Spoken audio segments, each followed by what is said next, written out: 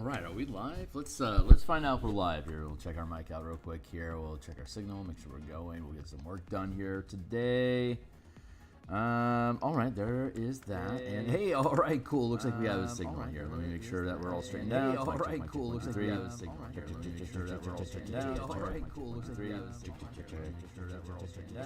All right, that'll do. Cacophony of me.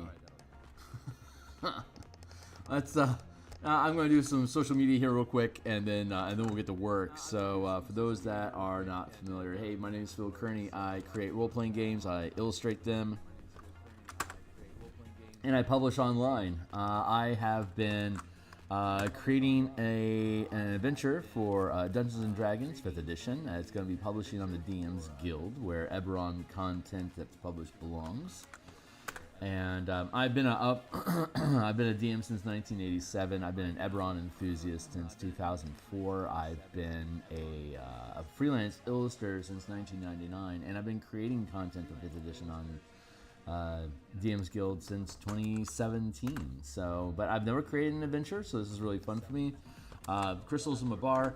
It's for 4 to 5 characters, level 7 to 8, fighting undead and necromancers and stuff in the Carnwood Forest, trying to stop evil from creating a permanent portal to the plane of Mabar, where it's the endless night, source of undeath and darkness. Anyway, bad news. We're gonna shut that shit down. It's talking about here, and then okay. So I'm on the X Twitter platform. If you're interested in the stuff that I do, I am at Phil Kearney on X Twitter. If you're interested in participating in all my stuff, hey, we just came out with a new book, Subclasses Revivified. It's currently #1. If you never consider Keith Baker is always #1. We just put out a new book. Me and Adam Hancock and the team. Let's see, where is it? Full playtest content, Spelljammer combat. There we go. 2024 Revivified. Yeah, there's 69 subclasses that haven't been published yet from 2014 to 2024. So this book covers all of them. There's about a dozen of us that punched this out in about 2 weeks, using it was easy for me because I did the monks, and I had already rebuilt all of the monks in the Martial Powers project. So basically, I just got to lift that, downgrade it back to normal 2024 mechanics without all the cool stuff that we do with Martial Powers, and just here you go. These things work. So when that publishes, we might be able to bundle it with Revivified for people's benefit. But that was a lot of fun to build. You can check out all the different books that I've created down here if you want. Like, subscribe, hit the bell icon to get notifications when we're live in the video. Hey, more subscribers. Thanks a lot, guys. Here's the full playlist of all 333 episodes of creating this adventure. All the creature tokens, NPC tokens, maps, and item assets that we've been creating for the adventure. And without further ado, let's just get back into it. So make sure that all straightened out there. Here we go. Okay, cool. So let's get this book cover out of the way. This is back on episode 40, so you can check the Wayback Machine. Us creating that. Right now, we're creating an Ultraloth, which is the highest grade Yugoloth in the Yugoloth army. This is the pose that we're looking at currently right now. I'm not 100% in love with it, but the pose is coming through as natural, so that's good. I was talking about maybe looking at some Spider-Man poses, but I never got around to doing it.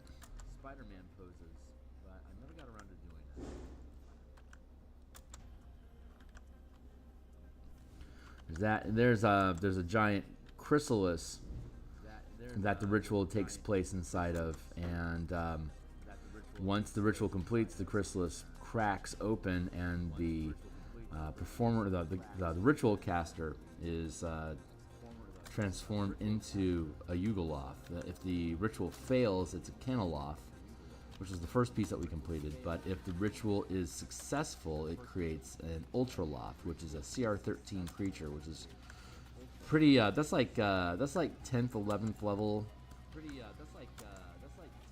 type of threat. which is above the pay grade of the 7th and 8th level characters.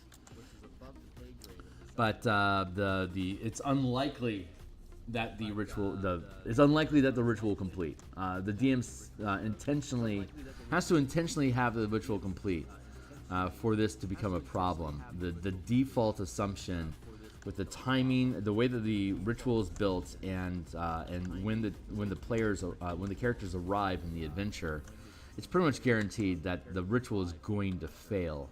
But whether the ritual succeeds or not was never really the goal of the adventure. It was the artifact, the Eye of Mabar,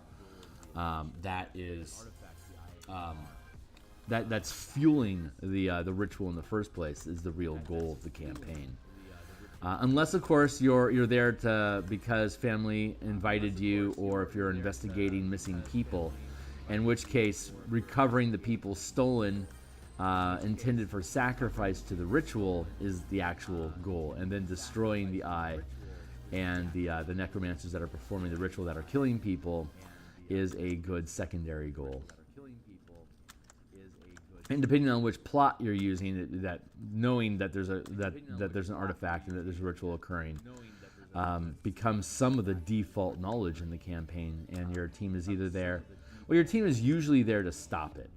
There's only one plot where your characters are intentionally not stopping the ritual, which is if you're hired by the 12, which is a supervillain organization of archmages known as the 12. They fund all sorts of arcane operations for profit and misery across Eberron.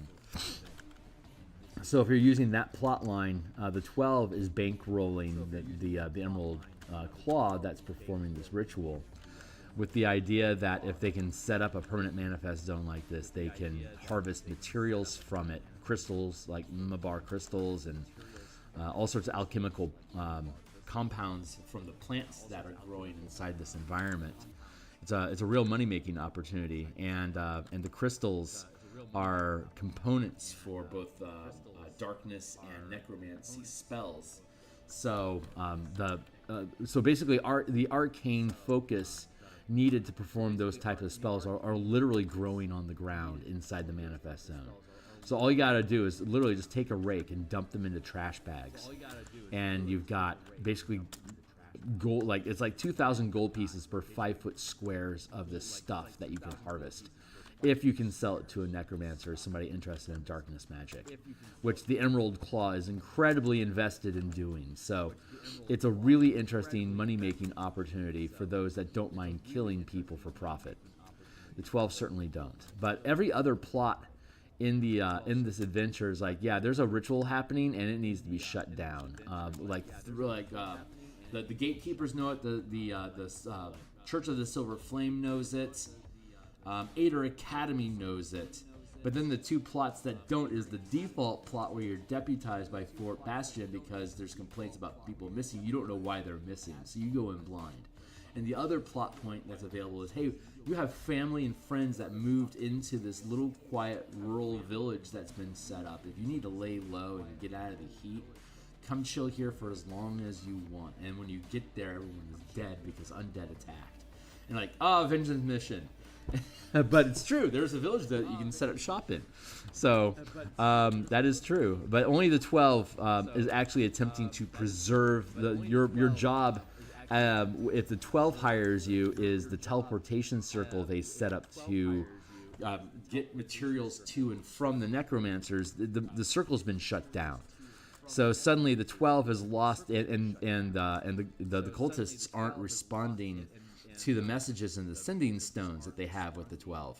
So it's like suddenly you disappear. We invested all this money to set up this operation. You guys ghost us. What the fuck is going on? So if that's the plot that you're choosing, the character's goal is to reactivate the teleportation circle and not mess with the ritual at all. But if your characters start getting nosy and find out what's going on and suddenly have morality issues with people being killed and creating a manifest zone to evil, if your team opposes that, then you have to start making some hard choices. If your team is okay with it and you're successful, eventually an Ultraloth will be created, and this portal will open up, and it will be successful, and then maybe your team has regrets and goes back in. Hey, what's up? Hey, Hero. Me. People just have bad tastes. What is it? Yeah. Also, hey, yep, it's been a while. The 12 get an operation that once the teleportation circle is activated again, there's alchemists that are there in the facility while the ritual is being performed. These alchemists are creating poisons. There's an oil from mushrooms that you can brew that if you wipe it on your eye, you gain night vision for an hour. The crystals themselves, again, can be turned into a black chalk that can be used for undead and darkness rituals, or as a spell component, like an arcane focus for casting those types of spells. It's like normally you need like 200 gold or something, stones, and put them on the eyes of the dead to be able to then cast the Speak with Dead spell. But with this stuff, all you gotta do is just sprinkle some of this dirt on their face, and then you can cast the spell and it works. It's like it's almost impossible to get these crystals because they only grow in the manifest zone. But if you can establish a connection, the stuff is it's literally worth gold. It's just gold growing on the ground. So, but you have to have a source, and the 12 would definitely be somebody interested in this as a resource, but would also be interested in setting up a market to sell to other sects of the Emerald Claw, for instance. This would be a really good way to get necromancers in your pocket. And this is the nation of Karrnath. This is basically where they nationalized necromancy. So, like, if there's anyone that would want to establish cheap necromancy magic, it would be Karrnath, which is why they were interested in this place, which is why they were interested in all this in the first place. But when it all went horribly wrong, they shut down the operation as this isn't worth the cost. It's too dangerous. And now that the war is over and the Emerald Claw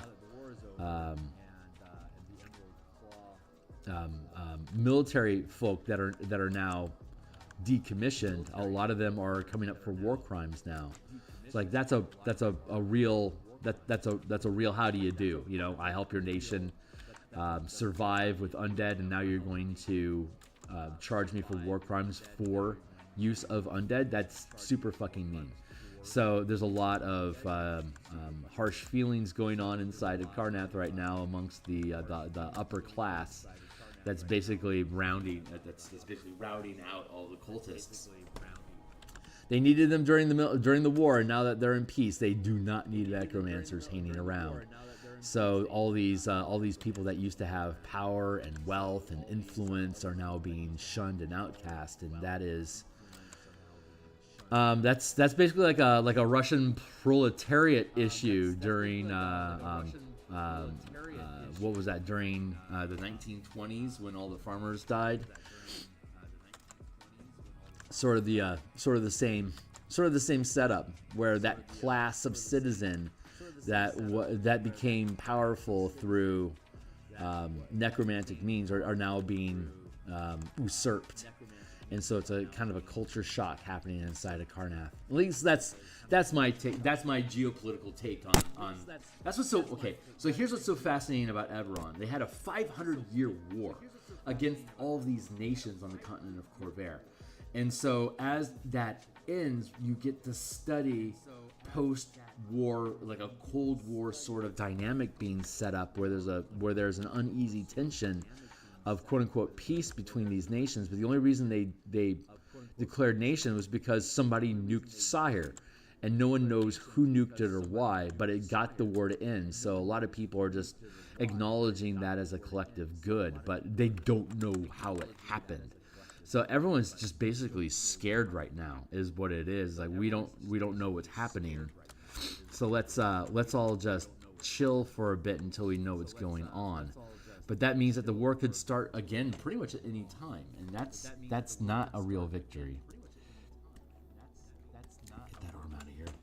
So this is the current pose that we're playing with. The Ultraloth is climbing out of the egg, so we have all this necrotic energy that's kind of wafting up out of and around it.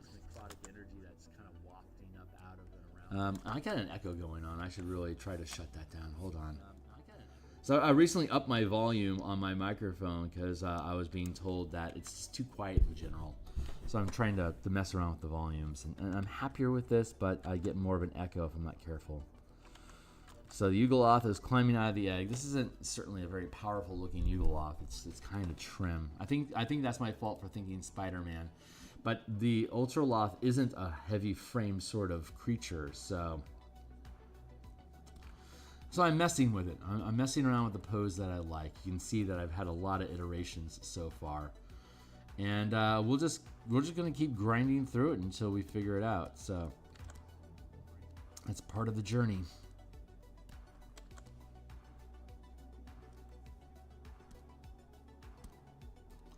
We'll get there eventually.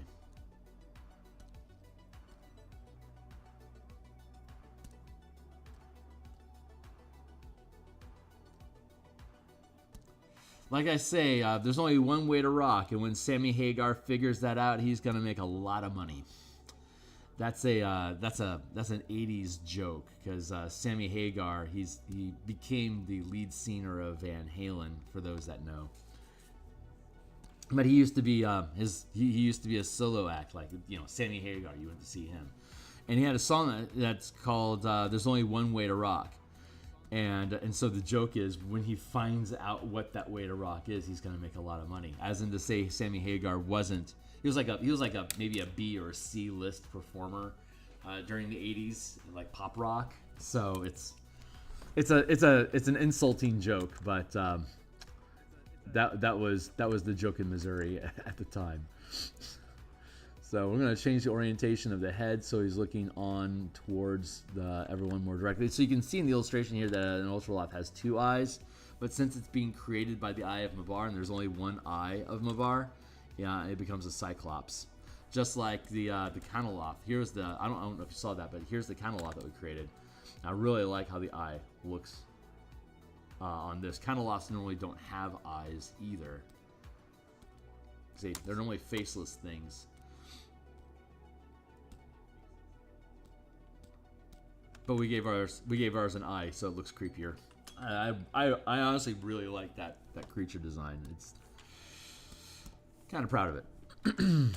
So let's get here. We'll figure out this pose. We're getting there. We're narrowing down the possibilities, but sometimes we get hung up like this.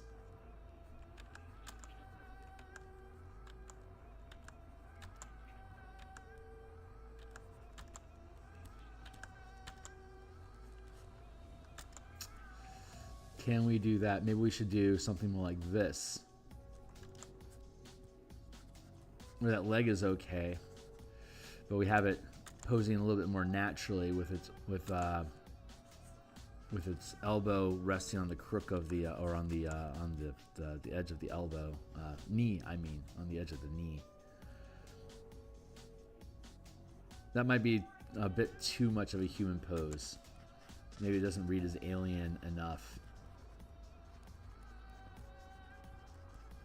And I want to go with a little bit more of an unnatural, like, what was it? The Signs, the Joaquin Phoenix and Mel Gibson movie about aliens showing up on a farm. I think that's a very Ultraloth looking sort of gray alien look.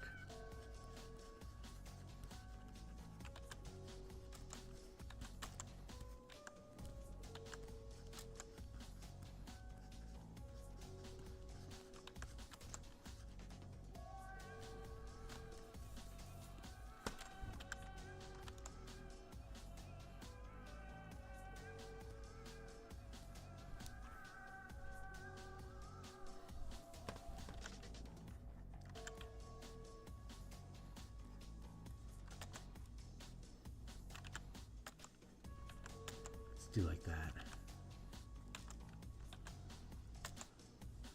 So we are right on course for restarting playtesting for Martial Powers in November. The transition into 2024 has been incredibly smooth, and so I'm really happy with that. I'm liking how the classes are feeling. I've been working on martial powers for so long that it's almost starting just to feel intuitive to me, which I like, because that's how the color mana system had gotten after I'd worked with it long enough. So this is a good indication that the power system is a good thing, and so I am very much looking forward to continuing with that. And we are. I believe this weekend we'll finish the front end of the of this adventure. So the cover page, credits, table of content, introduction, adventure background, structuring the adventure, explaining all the alternate plot hooks, locations, hazards, visibility, weather, all that front end mechanical stuff I think we'll have that resolved this weekend.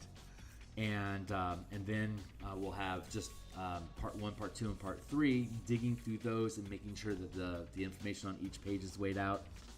It's what is this, the 8th? This is the 9th of October.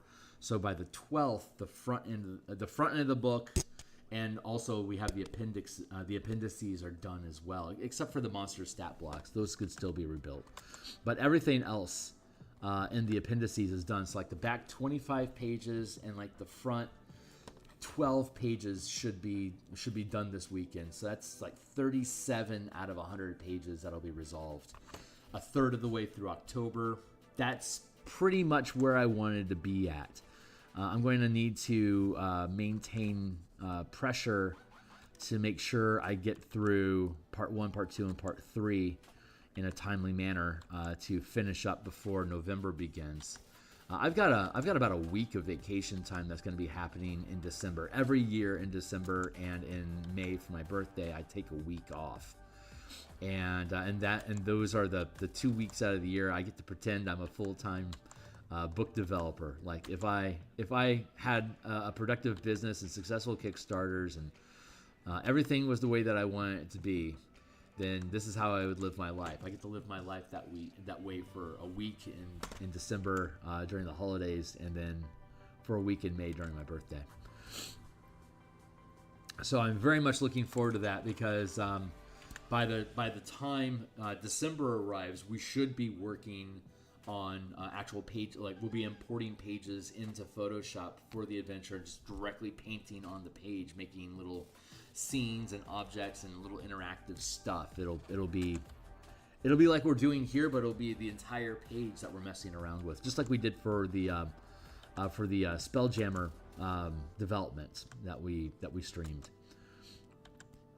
So I am very, very much looking forward to that, and I'd like to be. I don't know for certain if it will be published in February, but that is my objective. I think it's feasible. It'll be a little aggressive, but we should be okay and get that figured out. So, and then we'll have this thing published, and we'll see how well it does, and we'll be able to shift gears to working only on color mana books, the martial powers, the core mechanics, spell point sorcerer, spell point artificer. Knights and tricksters, like converting all that stuff. Pretty much expecting to do that from May through September next year. So for the next year, we're basically going to be doing color mana stuff after we finish this. And then our side project, that'll become our main project. So that's what we'll be doing off screen and in the mornings like this, just doing artwork and updates to all that stuff. And then our side project that we'll be working on Tuesday and Friday lunches, as well as Thursday and Monday nights and Saturday workbench, that'll become Spelljammer stuff again. Spelljammer and alternate bastion system stuff. So we'll be working on that next year.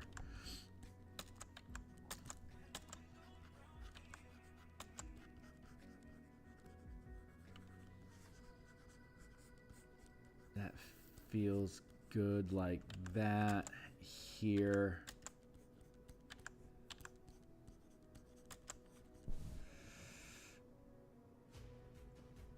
It's just not mighty enough of a pose. I need to change the pose. I'm just not happy with how this is turning out.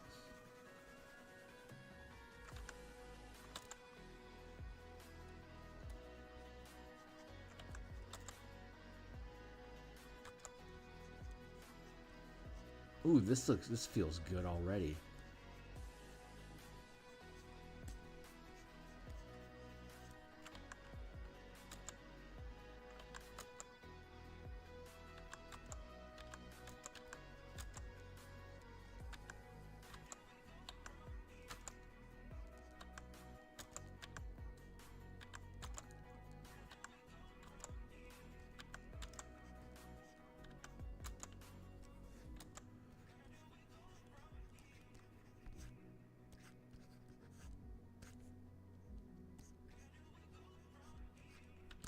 I do like that.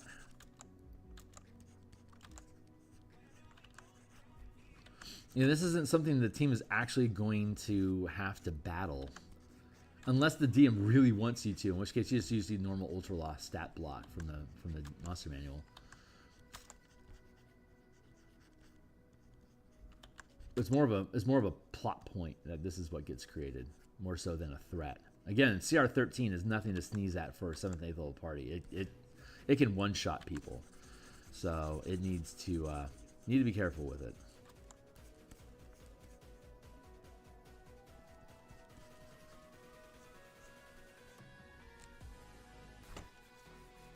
I'm really liking that pose there. Maybe we can do like this. That's very Spider-Man-y.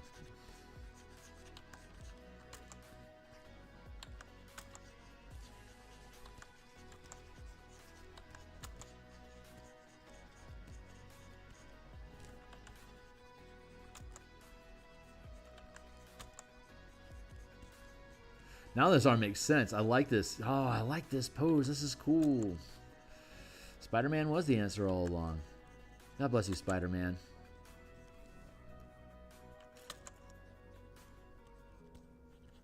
I like that. And then unnaturally thin.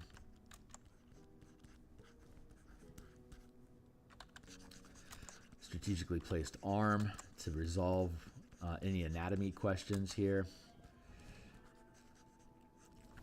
And then we're going to free transform, tilt it forward a bit for balance.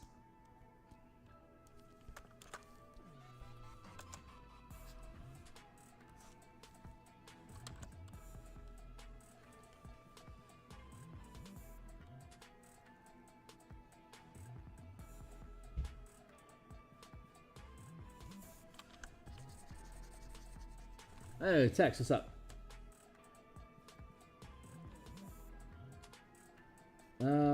Necromancers. Pretty weird getting rid of the Necros when you might... No, you're talking about the 12? Yeah, the 12 want to replace them because they became unreliable. The 12 has plenty of Necromancers that can perform this ritual. I see what you're saying. The nation of Karnath judging... Well, to be fair, there may have been a number of like war crimes that were being committed, like atrocities and stuff. I won't go into details, but there could well be atrocities. I mean, these are kind of intrinsically evil people to be messing around with corpses like that. But I don't know. I guess you can have that philosophical, debate about is it truly evil or isn't it? And I'm okay with that debate raging.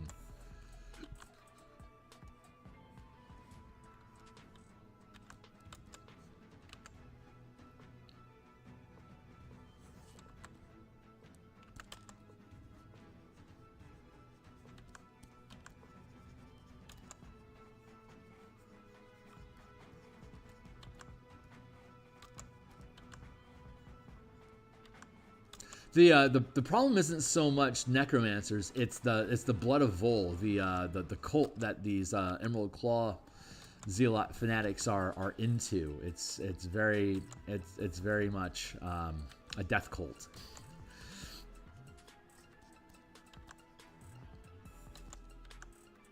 So it doesn't make for good peacetime. I think part of the Accords was to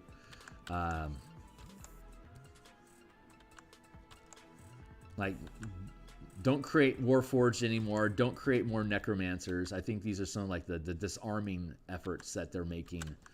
Since it's not like, stop making nuclear bombs. It's more like stop stop training necromancers, stop creating warforged, stuff like that. You know, stop making eldritch cannons, stuff like that.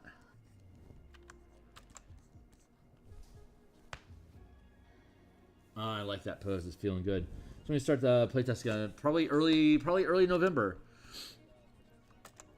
First week or so. We're gonna switch to a dungeon delving format, like a mega dungeon. Since we'll roll back to 3rd level to reintroduce the playtesting, I'll just build a mega dungeon, and I'll build it in 5-room dungeon style, and you'll just have, you know, every room will either have a monster, a trick, a trap, a puzzle, treasure, or it'll be a space that's good for sleeping, like taking a short rest.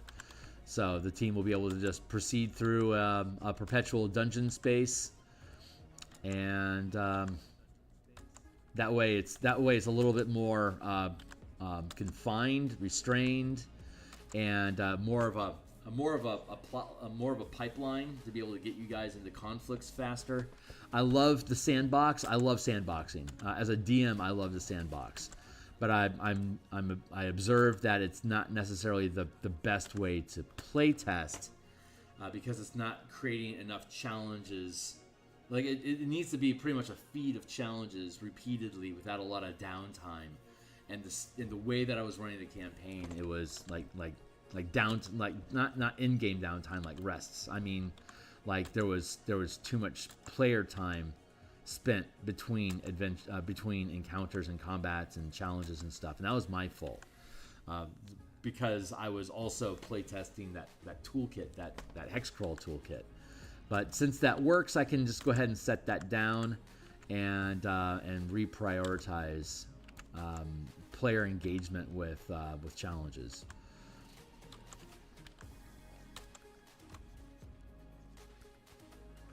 So I am looking forward to that restructuring, and it'll also be a little bit more linear. It'll be easier. It'll be a de-emphasis on the environment. Like it won't necessarily be Ravnica per se. So it'll be a little bit more generic narrative. But we'll build some 5-room dungeons here online, and we'll throw them at the team as they come up.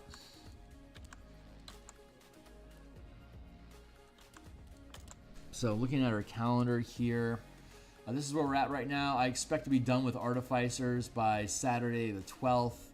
We'll dig through magic items and potentially retool monsters by probably by the 21st, and then I think pretty much everything that we need to have in the book we can potentially have resolved as a solid draft of the book by the 28th. And so my plan would be to confirm. We'll have to do again. We'll either do Mondays or Saturdays again. So if we're going to do Monday, it'd probably be the 4th, and then Saturday the 9th. So the 4th to the 9th is where I anticipate us starting again. So that's the idea. We'll rerun a session 0, rebuild characters, and then by the 11th or 16th, be live in game again.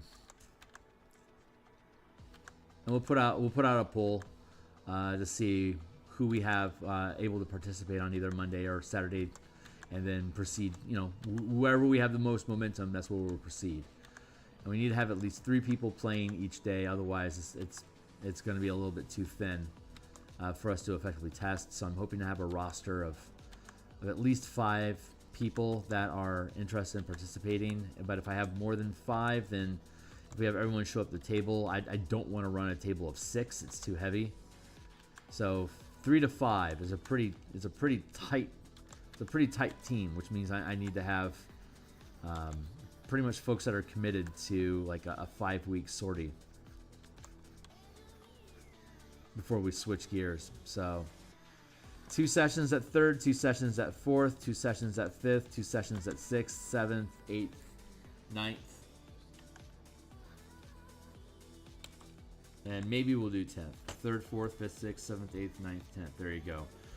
through November, November into December, with the holidays expecting to go into January at 5th and 6th, February for 7th and 8th, and then March for 9th and 10th, and then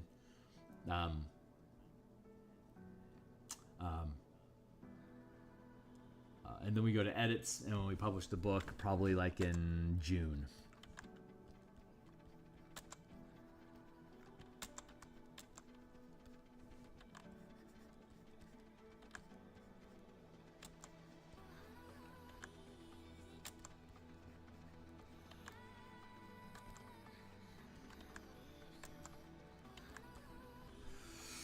Okay, this guy's looking kind of cool. Obviously, let me see. Yeah, I think I like this. This character looks pretty cool. So I'm happy with this post. Finally, I'm going to drop it down a bit, and then we're going to work on perhaps some garment.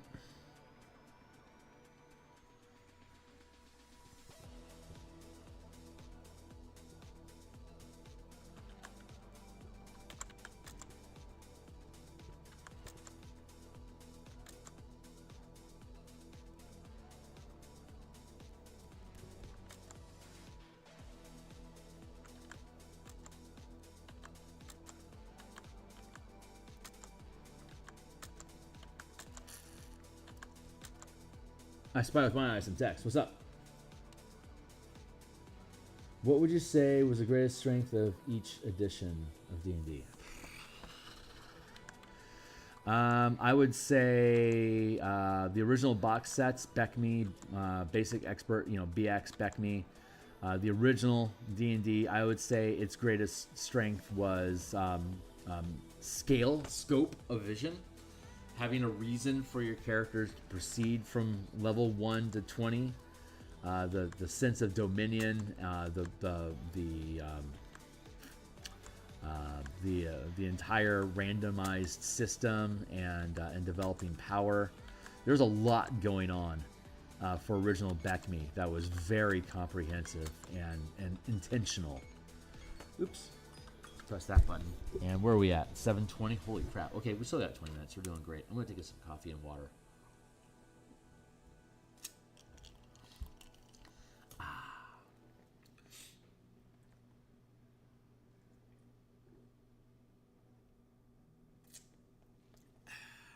That's good coffee today. I've got it's cinnamon coffee, and as long as I go with a very light, like a small amount of grounds, it's very rich. Interesting thing about coffee, the more coffee grounds you put into a coffee maker, the less natural the flavor feels. I'm learning restraint with these coffee grinds, an unexpected lesson. So yeah, Beckme, widest scope, most intention, and I think awareness of what they were trying to achieve. Advanced Dungeons and Dragons First Edition. I think its best strength was divorcing races from classes. So you, instead of just being an elf, you could be an elf cleric. You could be an elf rogue. Rogues were always human. Clerics were always human. Even if you're a dwarven priest of Moradin, for instance, in Beckme, you were still just a dwarf. So being able to get clerical, druid, paladin, stuff like that in the hands of other races, that was I think the big evolution of Advanced Dungeons and Dragons over original D&D. Not a big step these days, but at the time it was a big step. Second edition is when all the iconic D&D campaigns really like all the really diehard, like Forgotten Realms came in first edition, and Greyhawk was there during Beckme. But like Al-Qadim and Dark Sun, Spelljammer, Planescape, Birthright, all these Hollow World, all these campaign settings that are so iconic now, those all, I believe all of them came in during second edition. So second edition's big pull was campaign identity. and being able to explore how different types of worlds can be built from the same game engine of D&D in general. That was powerful. Third edition was when WotC took over, and that's when they converted the game into a deck builder, where your character was the deck, and each level of character and each feat was like a card you would add to your deck. So WotC took over. It became a deck building game for your character, where there was like a mini game inside of the game of theoretical character builds. Prior to third edition, they're like the difference between the difference between my fifth level fighter and your fifth level fighter in previous editions was what magic gear do you have and what are your stats. Otherwise, your characters were identical.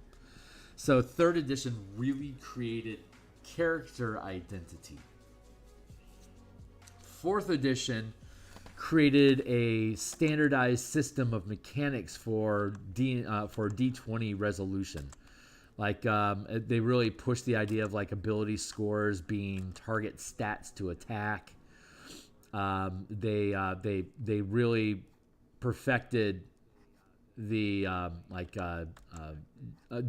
let's say to boil it down, let's say this way: fourth edition revolutionized DMing like third edition revolutionized playing, because fourth edition standardized so many mechanics that it made the game incredibly easy to run. Not that I had a lot of experience with that, mind you. Fourth edition I just really did not resonate with fourth edition nearly as much as I resonated with any other version of the game. And so fourth edition really did a great job in making the game easy for DMs to play. And then the big pull of fifth edition, I think, would be simplification of mechanics. So where third edition built out player options in fantasy, fourth edition made DMing easy. Fifth edition helped distill the rules so that they were simple and intuitive across the board. And now that we're in 2025, it really is just an extension of 2014. It's not a new edition. So there's nothing really new to say that's innovative about the 2025 book, because, you know, again, under their own admission, it's still fifth edition. It really is. All they did was just change. All they really did was just change player options a bit. So far, again, I'll be interested to see what the new DMG is like. But from what they've told us so far, it's not really much of a game changer at all for anybody. Having said that, I like the changes that they've made to characters for 2024. I think they're an improvement. They complement everything that I'm trying to do with mana. So I celebrate its existence, though I acknowledge it's unless you're really jiving on the mechanics, they aren't necessary, like, at all. There's that.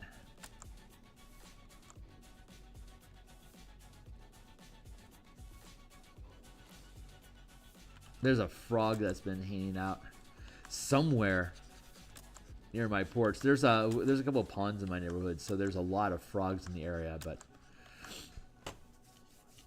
I do not expect to hear them so close, because I am not near a pond. So we've got a traveler on hand. I don't know what he's doing out here, and I can't find him either, so I can't rescue him. Yeah, that was not a strength. Hey, Zach, how you doing? The cool one.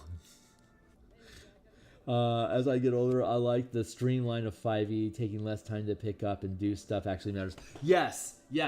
Highly tactical games are a free time game.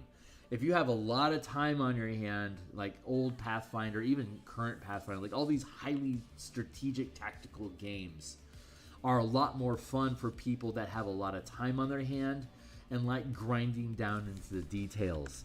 I'm nearly 50, so I'll be 50 this year. So as I get older and I have to change my priorities around a lot more, I think we generally find people with more time constraints are more interested in a free-floating narrative game that's fast, to resolve. Like being able to move through plot points so you feel like you're making progress.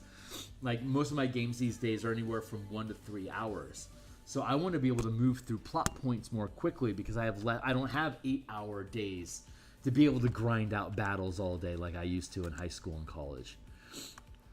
And I can only play like at most 2 times per week now, as opposed to every day from age 12 through 25. Like that was like I spent an entire I spent a decade playing D&D daily.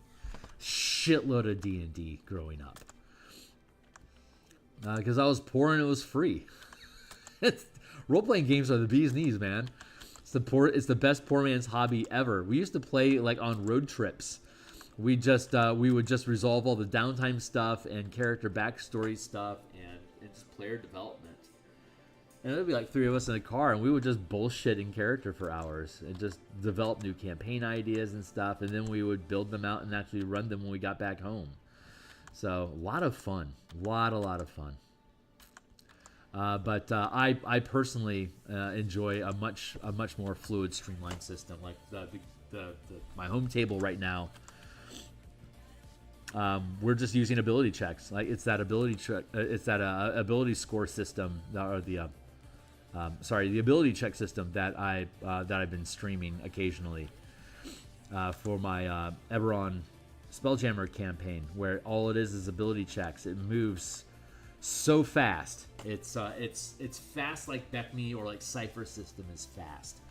And that amount of momentum, being able to move through plot points or being able to explore different areas without being bogged down in long-winded, high tactical combat, it's very appealing now because all of us 30-plus-year-olds start to have a lot less time in our lives.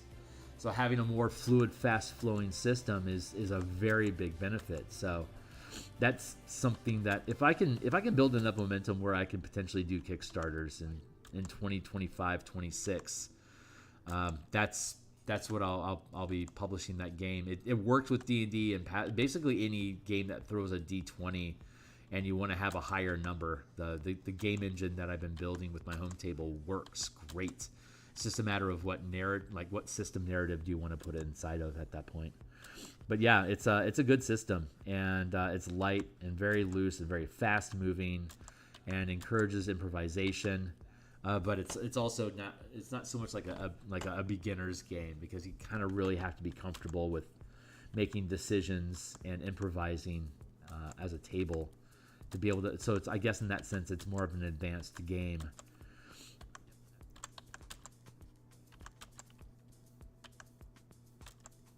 But we have I think 4 new brand new players at our table that haven't role played before, and they all picked it up within 2 or 3 sessions. So for a player it's very easy, but for the DM, it's the DM with this system that has to put in a little bit more work, because you have to be comfortable with making calls and being consistent and eyeballing things, and knowing like on a scale of 1 to 10 how dangerous is this and how far can I push people.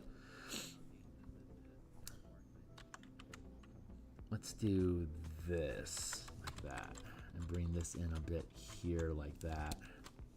I'm nitpicking right now, but I can afford to. Here, let's put in some more of this necrotic fleck. Hey, Tex, what's up? Kind of like combat stuff in D&D though, so buy me time to come up with. Yeah. As a DM, I use combat because combat doesn't really require a lot of processing power in my brain. If you're not sure what's going on in the next room, throwing a random encounter at the team is a really great way to give you just a few moments between, while the cleric is trying to figure out which spell they want to cast. That's buffering time for the DM. It's like, yeah, I can start thinking about those lizardmen in the next room or whatever. If you don't have everything planned out like that, and when I'm running a live table, less so when I'm playtesting. Playtesting is far more organized, but when I DM, so much of my campaign is just improvised, and just go with the flow and like have just minimal beats, like story beats, an awareness of who's in the environment and what their objectives may be, and then just let it naturally flow into place itself to be an organic story. That really is my preferred DMing style. And so a more liquid, smooth resolution mechanic that doesn't really differentiate much between exploration, social, and combat challenges helps make those things move quickly for me. But yeah, I can totally jive with you about how combat builds time for the DM, while if done right is really entertaining for the players. So there's no real downtime in entertainment for the team. I just do like that. It's looking a little flame-like. That's not really. I wanted more like a liquid, like a lava lamp sort of gloop of necrotic energy floating upward. That's kind of the idea.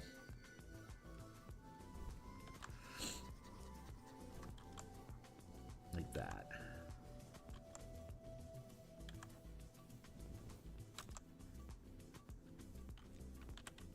And this needs to be a broader base here because this is a large size that the egg occupies. And it's only a medium-sized creature climbing out of it.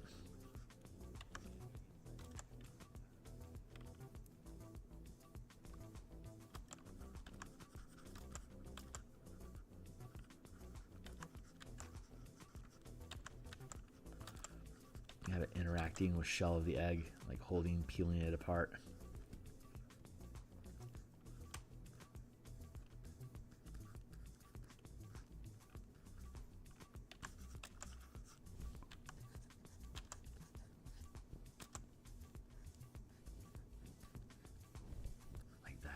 Here we go.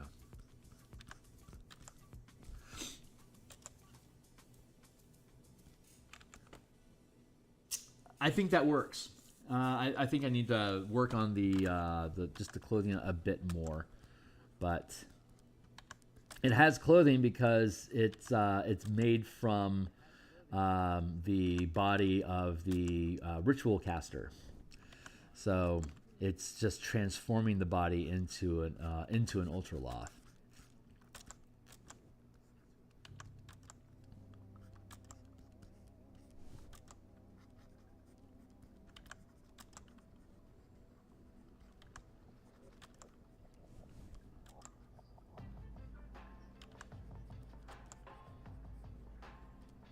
There. Oh god, yeah, I love how this looks. This feels so good.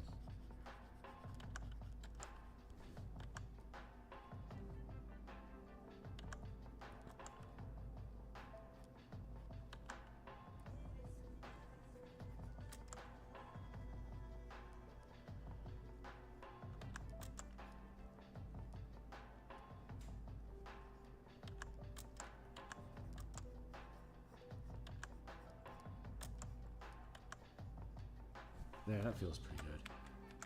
All right, we're getting to a place. Hey, what's up?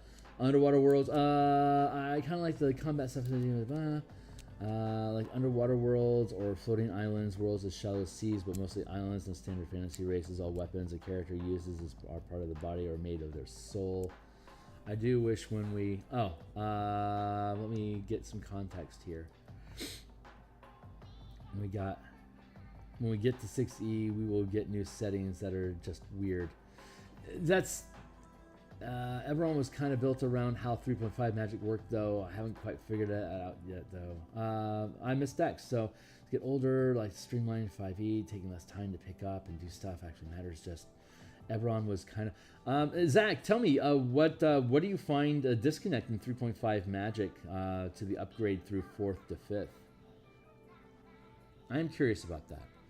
And Rel, I feel you, man. I like weird worlds too, but that's what third-party content producers are for. Wizards, as a publicly traded company, can't afford to take risks on innovative campaign world ideas. That is not their purpose. That's what TSR did in 2nd edition, and it literally bankrupted them because they didn't manage their assets well. I mean, if they had better accounting, they probably would have survived. But they were spending stupid amounts of money on legitimately kick-ass box sets. Like those box sets that they created for all those campaign settings were stupid expensive, and they were putting out so many of them. Like they put out a ton of shit for Birthright, for instance. But I was already so into Spelljammer, Planescape, and Dark Sun, I just couldn't take on another campaign theme. I liked Hollow World, which was a piece of Mystara, but I never really invested in Hollow World. I thought Naztica was kind of cool, but I don't have the bandwidth for that shit. There's too much stuff going on. They really pushed themselves too far, and ultimately it bankrupted them through mismanagement of assets. So I mean, if we're talking perfect world, yeah, God, I would love all sorts of kick-ass weird settings, but I'm too much. I keep my realist hat on too much to know that it's never going to happen, because that's what, like, the third-party settings, the stuff that we're getting right now that was as interested is like Drakenheim, like Grimdark, and I say it like that not because Ghostfire Media is bad or anything. It's just I don't give a shit about Grimdark. Like Drakenheim, I mean, maybe it's a cool setting, but I don't care about it. Like, I'm going my own direction, which is a problem that WotC has. Is if they want to reattract all the really old school gamers, the problem is the old school gamers are so proficient at doing whatever the fuck that they want. They don't need WotC, so WotC needs to make sure that they don't need us. So that's why they're appealing to the newer audience. Even though the older audience has more disposable income, they want to lock in the newer audience. So that's why they're pushing so much for D&D Beyond. It's a way to get a younger audience that's used to paying subscriptions for everything to pay subscriptions to them too, whether we like it or not. That's kind of what their goals are. So I don't know what the point of that was. I think I kind of lost my lead.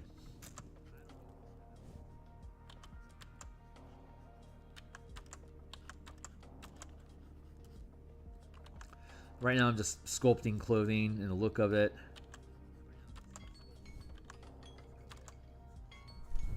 Bop, bop, bop. Okay, it's 7:42. I've got 10 minutes left. So basically, we got to a point where I'm happy with the sketch that we're doing. So when we come back tomorrow, we'll color it. At least we'll start coloring it. Now what is this, Wednesday? Yeah, we'll have this one finished by Friday. And then next week we'll start on alchemists, soldiers, scouts. Yeah, the rest of the random adventurers that the team can encounter. That'll be all that we have left for tokens. And by the time we finish those tokens, we will have enough of the book finished that we can start doing page art. So this thing is collapsing pretty quickly. I'm really pleased with that. Here, the crook.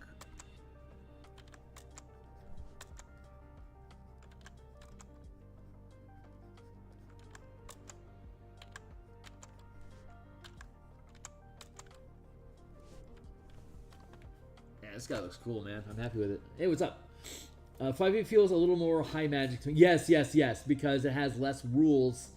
The cantrips are far more powerful, and there is less rules associated around like how you just automatically get access to a lot more magic in 5e than the restriction, like what few restrictions existed in 3e. It was at least still more restrictive with how you would build your magic. 5e is far more generous in letting you use whatever toys you want whenever you want them.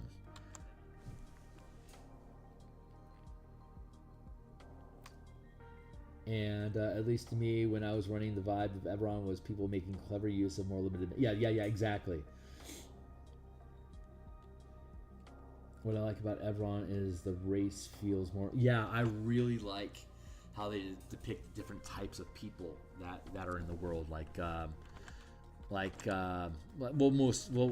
very famously, like how orcs have like a noble have a noble calling fighting demons in the demon wastes, for instance. Like being an orc is a badass.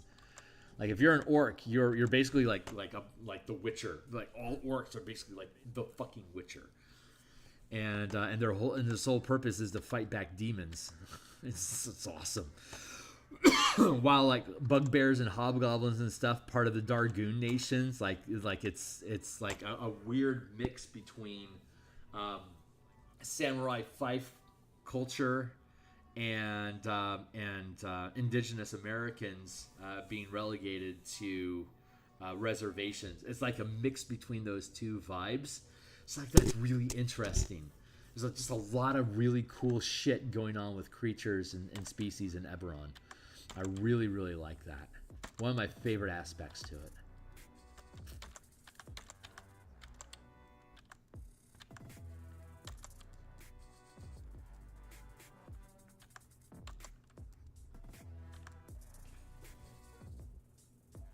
Yeah, okay. This totally jives. I'm really, really happy with this. So let's drop that down a bit, and we'll drop that here. We're going to take all of that. We're going to push it back a little bit. We'll push that back a little bit as well, because we're going to do our final. Now that I have a gesture and a pose and a general figure that I like, we can lock down the actual line art for this. This has all been sketch up till now. So now we're going to do our final pass to make the thing, the actual line art that will then colorize. So changelings really feel like what humans would be if they could. Yeah, absolutely. Yeah. Oh god. Yeah. Changelings are cool. And shifters. I love the shifters. That's a really cool.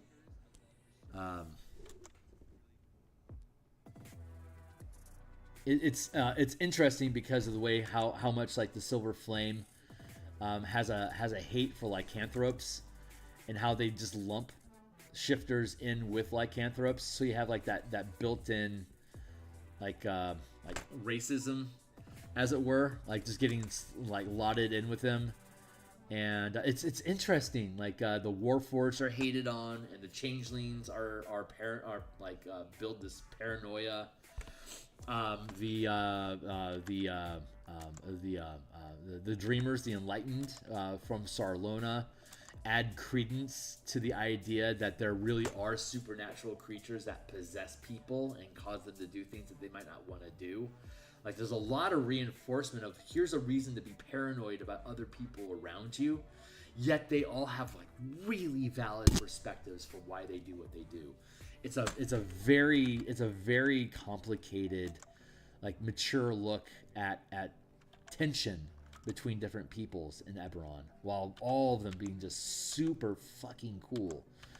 Like any one of those race options, you could build an entire campaign around just progressing their goals as a people. And that's I think that's probably the greatest strength of Eberron.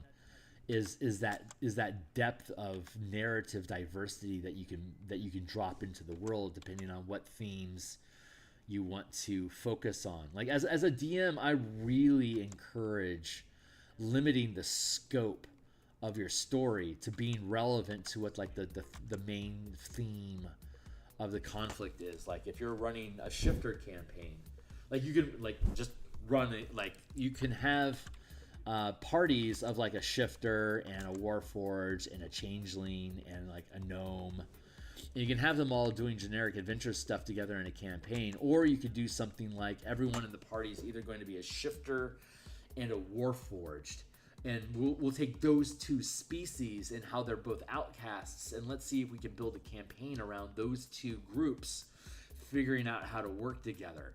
So like that's like those are fun campaign themes where you're limiting, like the team is intentionally limiting what options they choose so they can create a theme for themselves. Like in the Curse of Strahd campaign that I'm playing in, it's the only campaign I'm playing in right now is Curse of Strahd. It's great. But all of us are worshippers of Selûne, the goddess of the moon from Forgotten Realms.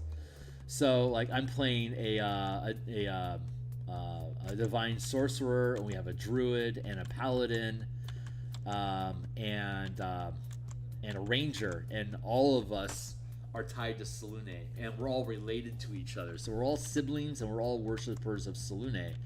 It's like we have this really deep inborn natural desire to help each other out as family and as worshippers of the same goddess. Like all of our campaign stuff curves together for us working as a team, and that's just a lot of fun to build campaign themes like that. Or like your teams are like every character on the team is a member of the same band, and so the campaign is about you being on tour, going from city to city, and having to deal with bullshit when you get to the next location, or whatever random encounters are throwing off your ability to continue your tour. Like those are really fun. That's a really fun campaign theme too. Just building things that makes your team work together in a limited palette, where you can be let's run this campaign for 5 levels and then reevaluate, did we have our fun with it, or do we want to keep going, and being able to parse things out that way. It's really fun. Like about Eberron is that all the intelligence creatures are built the ground up as being motivations, rather than just they're just exactly all part party, let's go. We played a Dark Sun campaign where it was they were traveling minstrels. We had a dwarven psionicist, a mole bard, a Thrycreen drummer. The bard was the singer. The scion was the bassist. And I want to say there was only 3 of us in that campaign. So it was a 3-man band. We'd go from city to city, and we'd get picked up to assassinate people, and it was fun. It was fun. Themed campaigns are a lot of fun.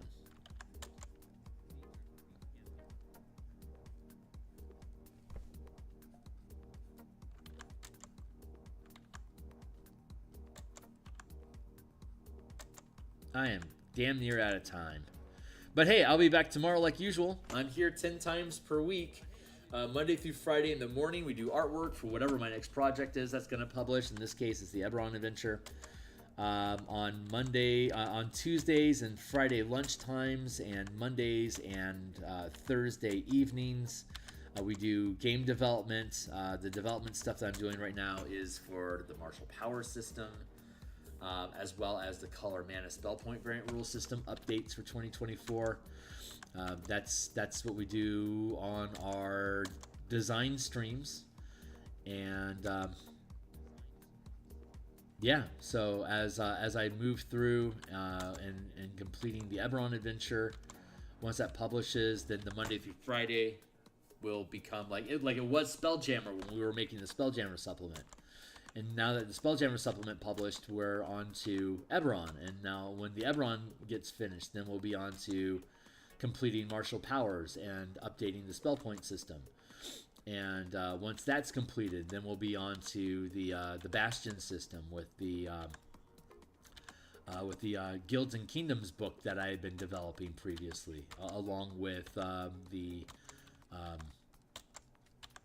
Dominion and Army system for 5e. So that all works really well. So we'll be able to build all that stuff out, and then once we get that stuff all done, we'll be probably kickstarting the ability check role-playing game that I made, and I'll be like in 2026. So we've got a few years worth of pipeline ahead of us. We'll see where everything takes us and what we end up doing. But plans within plans, Paul. We've got plans within plans.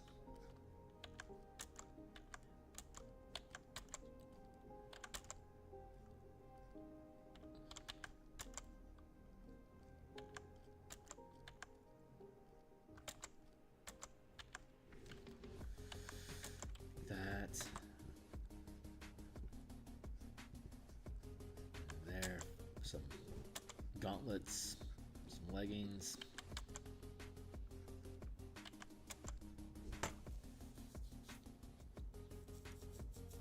Those legs should probably be bigger.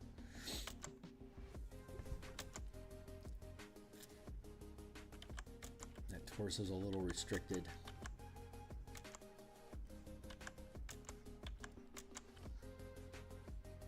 Like that. That feels good. What's up?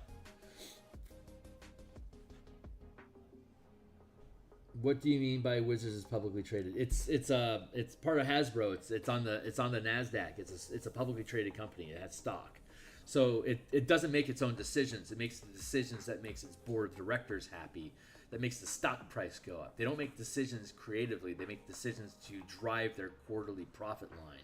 It's the only thing that corporations care about. They have a legal responsibility to increase profits on a quarterly basis. Otherwise, their CEO and their board can be replaced. So that is their only objective, is to drive profit, whether it's healthy for the game or not. That's what I mean. So it's publicly, being a publicly traded company is a great way to be able to build wealth. If you're more interested in money than the product, the people, the art of what you're doing, public traded company is the way to go. If you want to retain creative freedom or be able to like invest your money back into building a better game, you want to stay private company. If you become private, if you become public, then you can be forced to take your profits and give them back to the dividends by like buying back stock to increase the price of the stock value that they own. Even if it kills your company, that could be the decision that they do. It can be self-destructive. So that's not a good way to run a game company, in my opinion. But yeah, same here. Which is why, you know, I still have a day job. And I do this stuff as a side hustle, because I don't want my decisions about the things that I create to ever be, I need to make a mortgage payment. What do I need to do to get that money? And I don't want that to be a decision. I want to be able to, I don't care how long it takes for me to build whatever it is that we're building here, but I want to build it with the level of control that I'm making the decisions that I want for the health of the type of the games that I want and the type of community that I want to develop. If that means I never quit my day job and I just do this as a side hustle forever, then that's what the fates have handed me, and that's how I'll be able to maintain integrity for myself. So everyone has to make that decision, and I'm fortunate to have a really good day job that allows me the opportunity to do this stuff correctly. So maybe it'll change someday, maybe it won't, who knows. But anyway, that's it. I got to go for now. I'm going to be back tomorrow morning. We'll continue this. We'll get color going. We'll finish up all of this. We'll clean it up, and we'll get to coloring. So we'll be coloring tomorrow, and then so tomorrow will be Thursday. So we'll be back on Thursday night as well to continue developing the. We'll probably. I think we're finishing up the Artificer tomorrow night, so we'll do that. And so anyone that's new out there, thanks a lot for checking this stuff out. And like, subscribe, blah, blah, blah. See you guys on the other side. Cheers.